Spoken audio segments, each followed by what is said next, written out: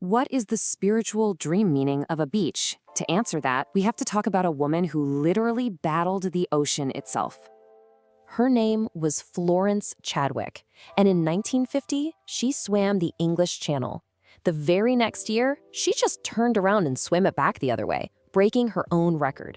The ocean, it was her territory. But then came 1952, a new challenge, swimming from Catalina Island all the way to the California coast. As soon as she got in the water, a thick, blinding fog rolled in. It just swallowed everything. She couldn't see the boats next to her, and she definitely couldn't see the shore. For nearly 16 hours, she fought. The water was freezing, sharks were circling her, and the only thing keeping them away was the crew in boats she could barely even see. The physical exhaustion was one thing, but that wasn't the real enemy. The real enemy was the fog. It got inside her head. She completely lost sight of her goal. She asked to be pulled out.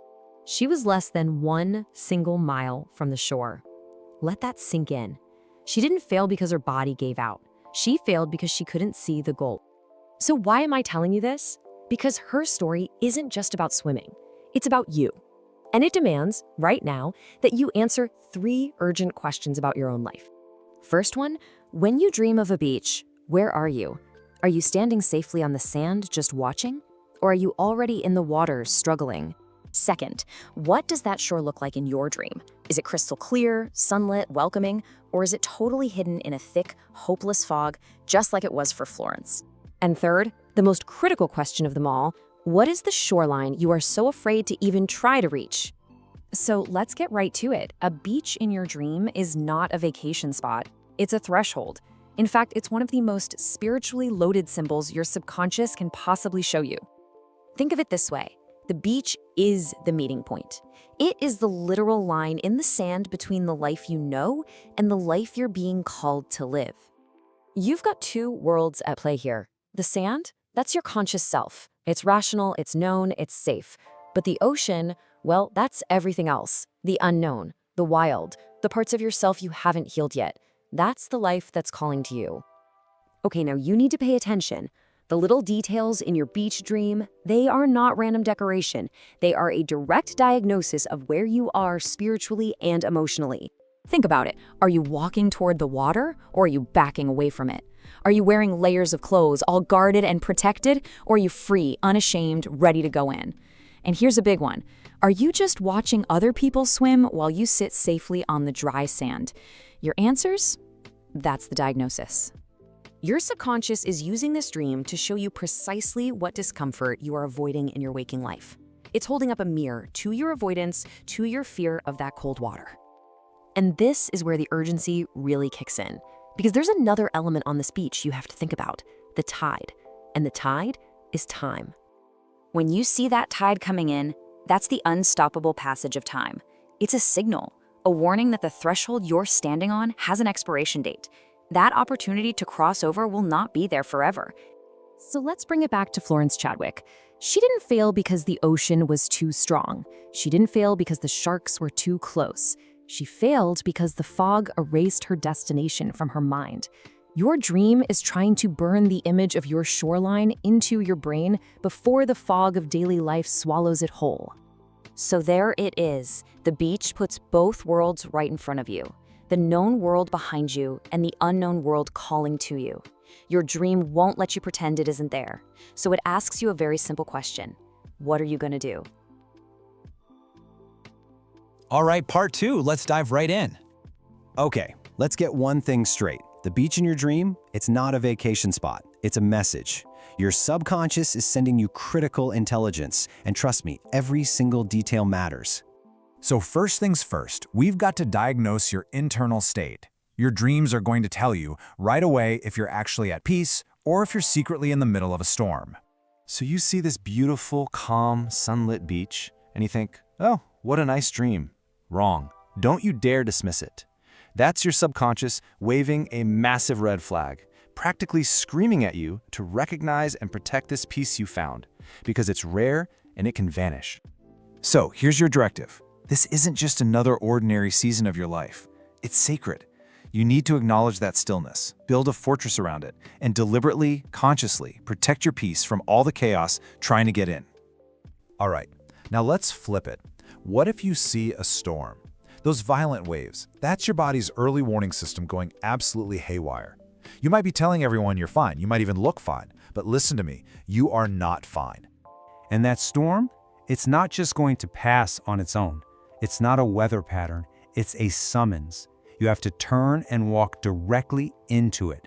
I want you to identify the one thing, the one situation you refuse to address, and then you schedule a decisive action. You've got 48 hours. Look, these are the two states. Calm beach, stormy beach. There is no middle ground here. You are either in spiritual equilibrium or you are in a state of emotional overwhelm. It's time to get brutally honest with yourself. Which one is it? Okay, so next up, the brink of decision. This is where your subconscious puts you on the spot. It's calling out your hesitation, your fence sitting. It's basically asking, are you gonna act or not? If you're dreaming of walking that shoreline, you're hesitating.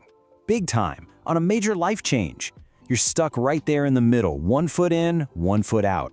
You tell yourself you're considering your options. No, you're stagnating. And let me be crystal clear. This is not a suggestion. This is an order, straight from your subconscious. Stop walking. The time for considering is over. I want you to name the decision out loud, right now, today. Give it a voice. Now this one's a killer. Seeing the beach, but not being able to get to it. It's probably one of the most urgent and frankly, frustrating dreams you can have. Because the clarity's right there. You can see exactly what you need, but there's a barrier. Something is blocking you. And here's the thing. That barrier, it's almost always your own story. A limiting belief you've been telling yourself for so long, you think it's true. You need a second set of eyes. Now, write down the top 3 reasons you think you can't have what you want. Then, hand that list to someone you trust and let them call you on your BS. Okay, so let's say you do it. You stop walking. You break the barrier. What happens when you finally get in the water? Well, this is it. This is active transformation. If you're swimming in the ocean in your dream, congratulations. You've made the choice. But what's the water like? Because the quality of that water reveals everything. Is it clear? That means you trust this process. You trust yourself. But if it's murky, that's fear. Fear is contaminating the whole experience. So if that water is crystal clear, that is your green light. Accelerate. Do not pull back now. Go harder, go faster. If it's murky, you have one job. Name the specific fear that's clouding it up. Say it out loud. Just doing that cuts its power in half. And then you swim anyway. Okay, I need you to listen very carefully. We're at the most critical warning your subconscious can possibly send you, so pay attention. 99%. That's it. That's how close you are. To safety. To the breakthrough you've been fighting for. You are literally right there. So what does it mean to be drowning near the shore? It means you're about to quit, right at the finish line. When you are overwhelmingly close to getting what you want, your subconscious is screaming at you that you're mistaking the terror of success for the feeling of failure. This isn't a drill. This is a 5-alarm fire in your soul. This dream requires immediate action and immediate support. I mean, right now. Call someone you trust. Tell them exactly how close to the edge you are, and do not minimize it. Don't pretend to be strong. Then, your only other job is to identify one single step that will move you 1 inch closer to that shore, and you take it today. All right, so beyond these huge, dramatic scenarios, your subconscious also sends you more coded, symbolic messages. So listen up. If you're on a deserted beach, that feeling of loneliness, it's just transitional. It's a sign of growth. So get ready to find your new community. And if you're finding objects, some kind of treasure, that's a buried truth, a lost part of yourself that's finally surfacing. Reclaim it in the next 24 hours. And a beach at night? Oh, that means your intuition is cranked up to 11. Whatever you feel when you wake up, trust it. And finally, let's do a little structural analysis. Think about what you're building in your life right now.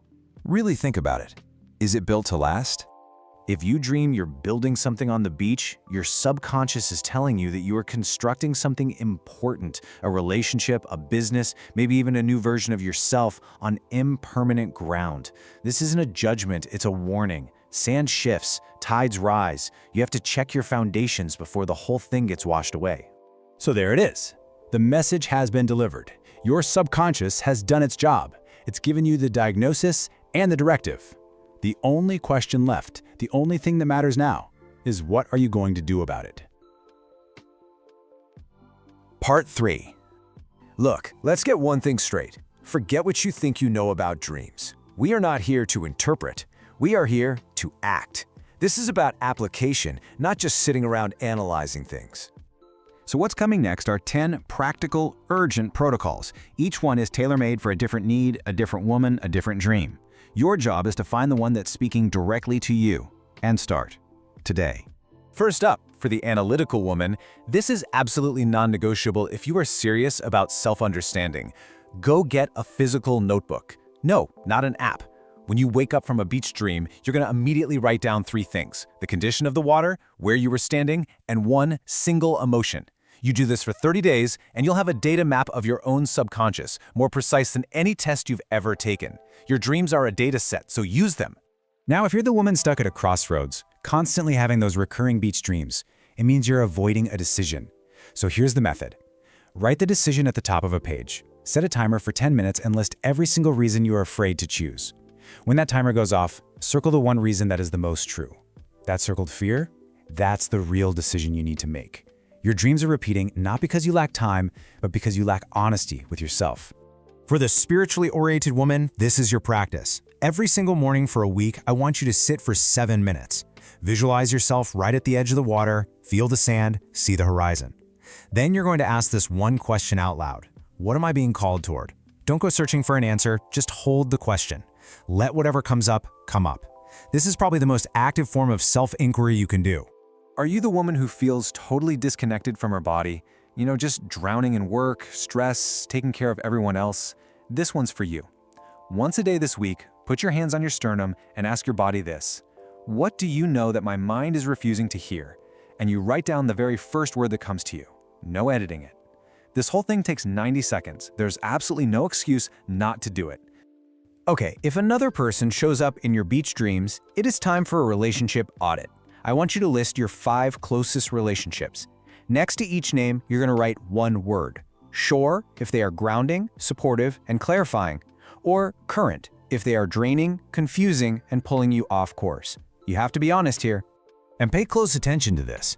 Any relationship you just labeled current requires a direct, honest conversation. Not a text, not an email. A real conversation. You have 2 weeks. That's the deadline. So what if your dream involved finding something on the beach? A shell, a bottle, some kind of treasure. This is one of the most specific instructions you can possibly get.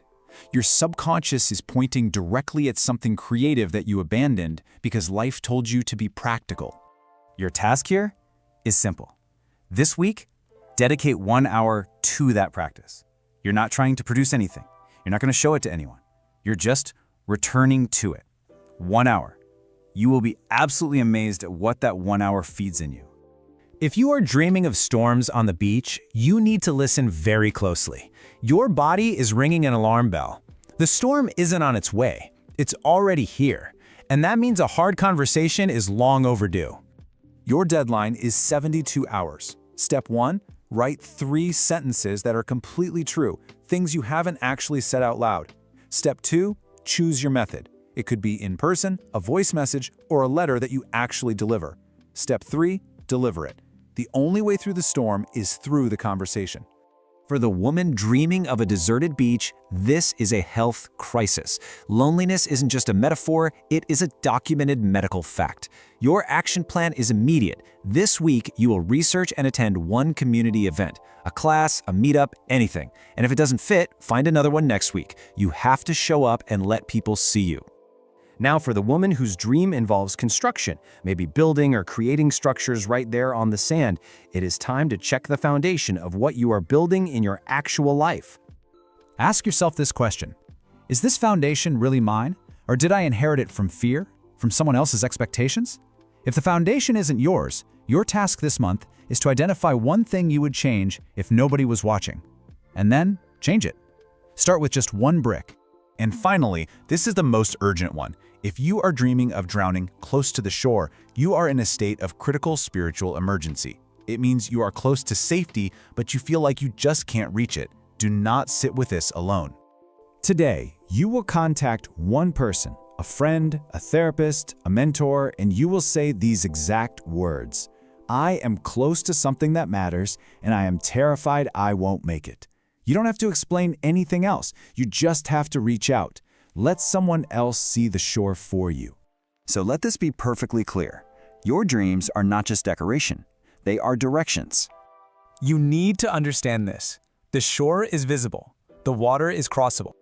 And the most important truth of all, you already know how to swim. Go.